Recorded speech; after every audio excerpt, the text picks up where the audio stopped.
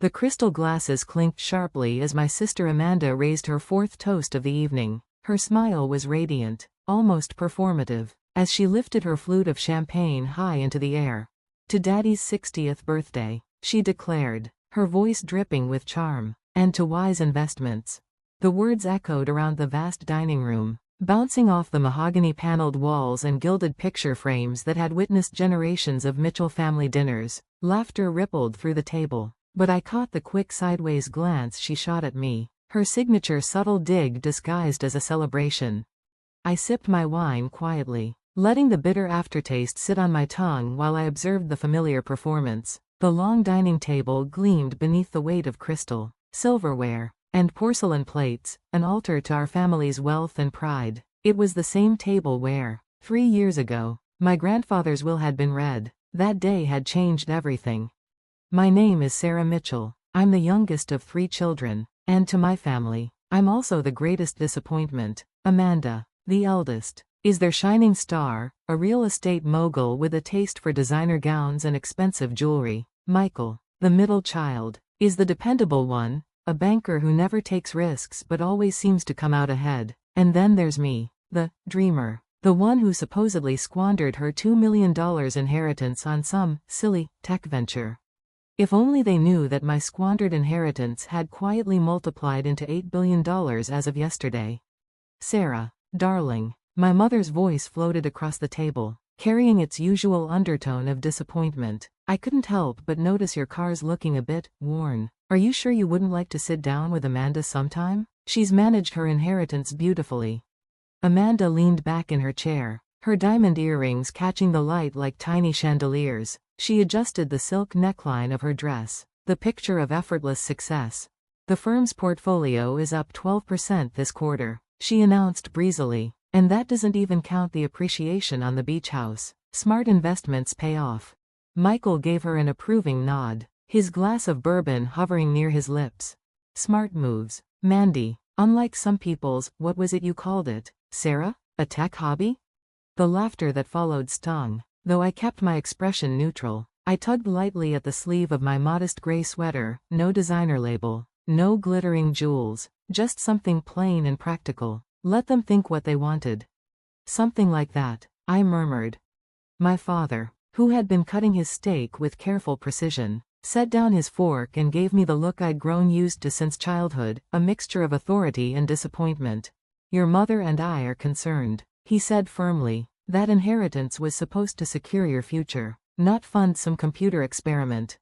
If only they could see the private island I now owned in the Pacific, or the Manhattan penthouse overlooking Central Park, or the fleet of cars sitting in a climate-controlled warehouse, waiting for the day I cared enough to drive them. But tonight wasn't about bragging. Tonight was about timing. Amanda's smug voice cut through my thoughts. "She's right, Sarah. I chose security, real estate, blue-chip stocks, government bonds. You, on the other hand." Her eyes flicked down to my second-hand watch, and she smirked. "Well, at least you've kept yourself busy with that little consulting job."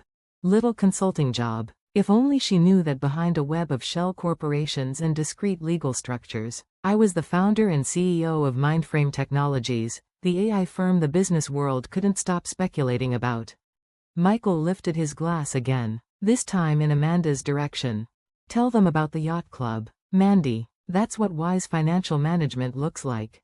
Amanda's smile widened, her chin tilting upward with pride. "Well, since you brought it up, Morgan and I were just accepted into Golden Harbor Club, extremely exclusive. But of course," her eyes flicked toward me again, "not everyone would understand." At that exact moment, my phone buzzed in my pocket, right on schedule. My mother swirled her wine slowly, the ruby liquid catching the light. "I just worry about you, Sarah," she sighed, as if I were still 16 instead of 32. "Your siblings have secured their futures. You could have done the same." Instead, she gestured vaguely toward Amanda's glittering jewels, Michael's tailored suit, and then finally at me, my simple sweater, my worn shoes. "Well, at least you have your job." Amanda let out a delicate laugh. "You threw away your inheritance on some app idea. I, on the other hand, made mine work for me." The family's massive smart TV had been playing CNBC quietly in the background, A constant hum of market updates and breaking news. Suddenly, a bold red alert slid across the bottom of the screen. Speaking of investments, I said softly, setting my glass down as I nodded toward the screen. The anchor's voice rang out clearly. Breaking news. Tech giant Galaxon acquires Mindframe Technologies for $16 billion, the largest tech acquisition of the year. Mindframe, founded by reclusive entrepreneur Sarah Mitchell, began as a small startup funded by inheritance money. Mitchell has long kept her identity hidden until now. Silence. Utter, complete silence. My mother's glass slipped from her hand, shattering against the china plate below. Amanda's fork clattered loudly, her perfect posture crumbling for the first time that evening. Michael coughed into his bourbon, his face red as he fumbled for his phone. "That's not possible," Amanda whispered, her voice trembling. "You wasted your inheritance. Everyone knows that." I pulled out my phone, scrolling through the official press release. "Actually," I said calmly, "I invested it. Just not in yacht clubs and vacation houses." $16 billion. My father breathed, his voice cracking with disbelief. "But you drive a used Honda." I stood, smoothing down my sweater as I headed toward the hall closet where my real coat hung, a hand-tailored Burberry, invisible until now. I slipped it over my shoulders, feeling the weight of the fabric like armor. It's amazing what you can build when people underestimate you. Amanda's face drained of color. "But, the yacht club? Golden Harbor?" I smiled faintly. "I bought it last month. Consider your membership revoked." Michael's fingers flew across his phone screen. Forbes, The Wall Street Journal, they're all running the story. Tech's hidden billionaire, the stealth startup queen. Sarah, how did we not know? I paused, turning back to face the stunned faces around the table. All those years of lectures. All those cutting remarks about my wasted potential. The smug smiles, the comparisons, the constant dismissal. "You didn't know," I said evenly, "because you chose not to. You saw what you wanted, the irresponsible youngest child. The one who squandered her inheritance. The dreamer who would never amount to anything." My phone buzzed again. I glanced at the screen. My assistant, not the temp agency my family assumed I worked for. "Ms. Mitchell, the jet is ready. Tokyo office is expecting you tomorrow." My mother's lips parted, her voice faint. "Private jet?" "One of 12, I said simply. "Along with properties in 7 countries, a global workforce of 12,000 employees, and yes, Amanda, a yacht 3 times the size of yours." Amanda's painted lips trembled. "But you live in that condo downtown." "A decoy," I corrected. "A place for family visits. My real home is the top 3 floors of the new tower, you know, the one you dismissed as new money." "Why the deception?" my father demanded, his voice sharp but uncertain.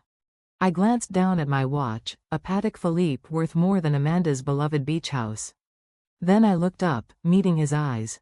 "Because sometimes," I said softly, "the sweetest success is the one no one sees coming." I was in the middle of reviewing contracts when James, my chief of staff, leaned in through the glass office doors. "Your mother's in the lobby," he said evenly, "and she's carrying photo albums." I looked up from the table-sized screen where numbers scrolled across digital glass. For a moment, I thought he was joking, but then the security feed confirmed it. My mother, dressed in her finest suit, standing stiffly with a stack of leather-bound albums clutched to her chest. Her hair was perfectly set, her jewelry understated but expensive, the kind of ensemble she always wore when she suspected she might be photographed.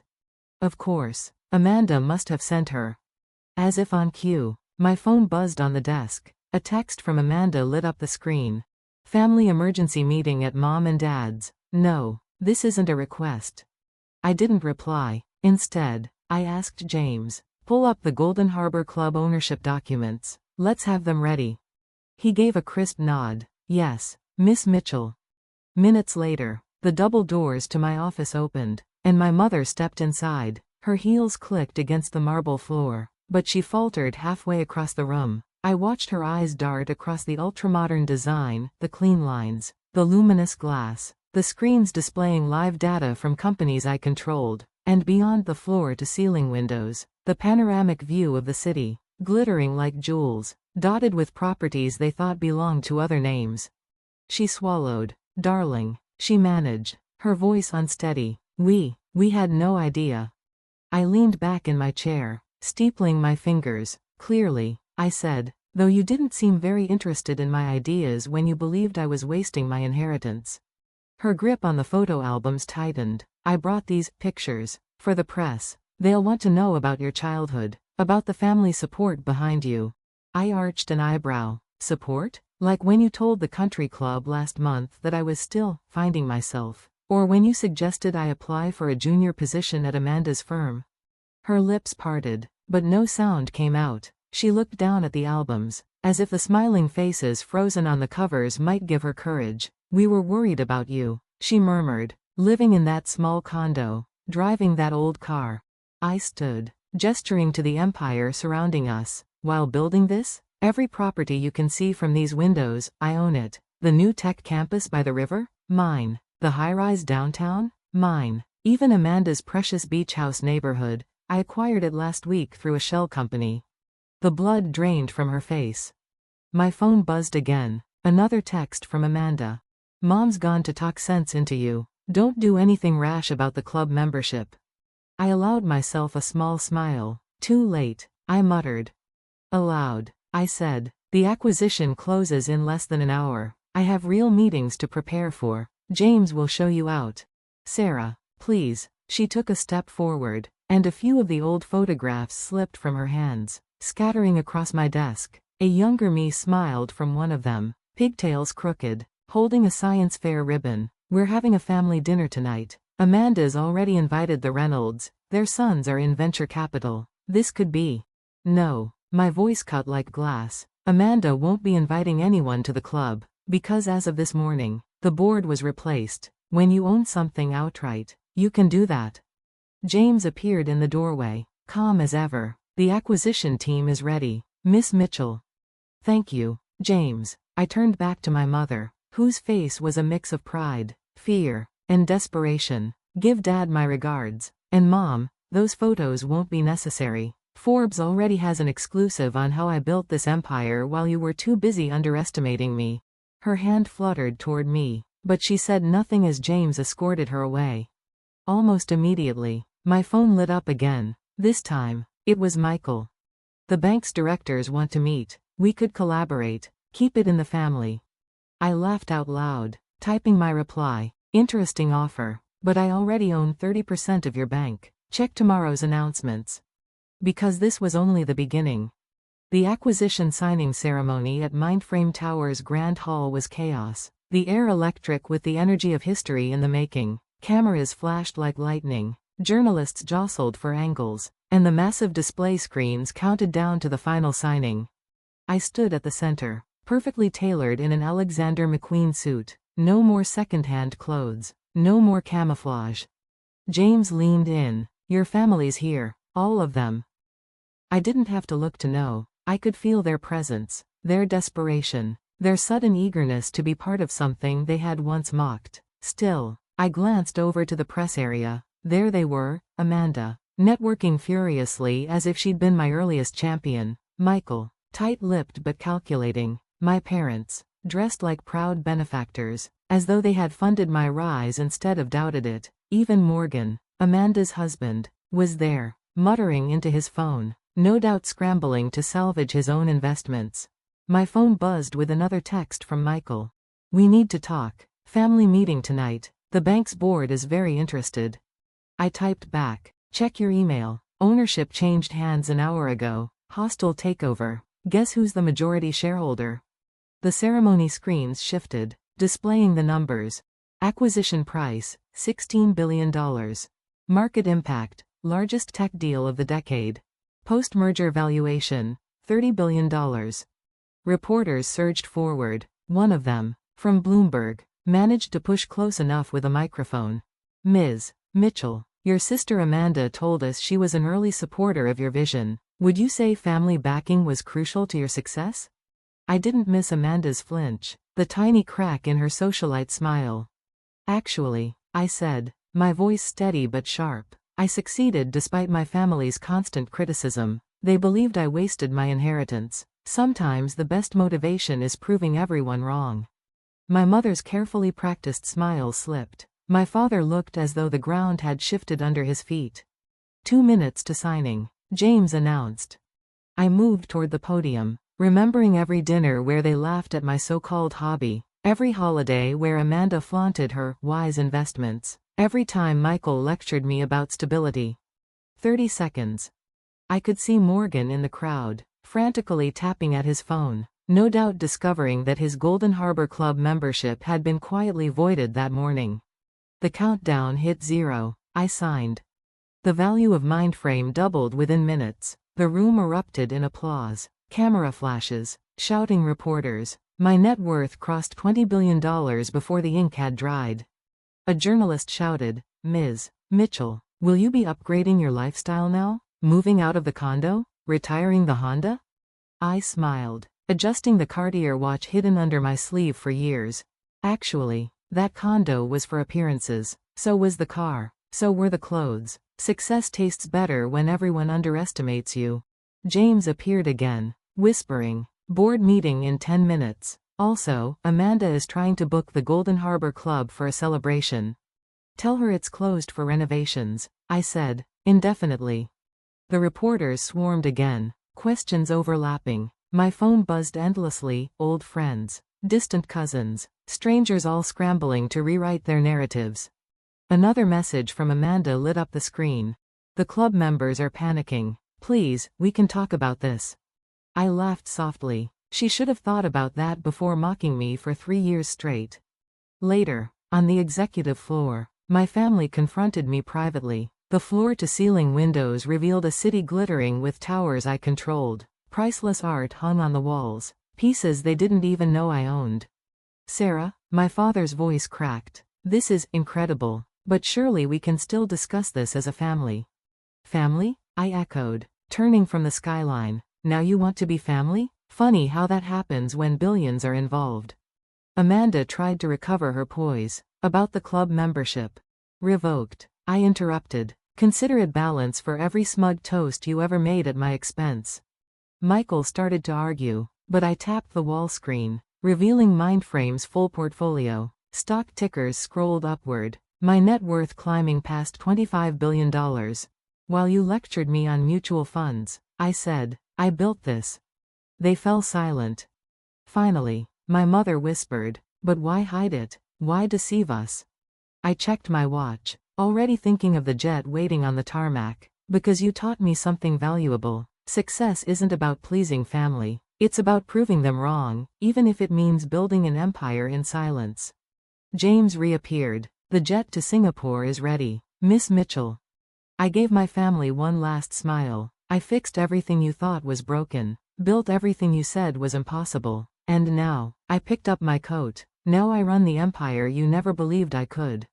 As they were escorted out, my phone buzzed one final time. "Amanda again. Family dinner Sunday. Please, we need to make this right." I typed back, "Too busy running the empire you said I'd never build. But don't worry, you'll have plenty of time to discuss my success without me. After all, you've had years of practice discussing my failures." I turned back to the window, the skyline glowing gold in the sunset. Every building, every company, every success, it was all mine. And sometimes, the sweetest revenge isn't proving them wrong. It's succeeding so spectacularly that they have no choice but to live every day knowing how wrong they were.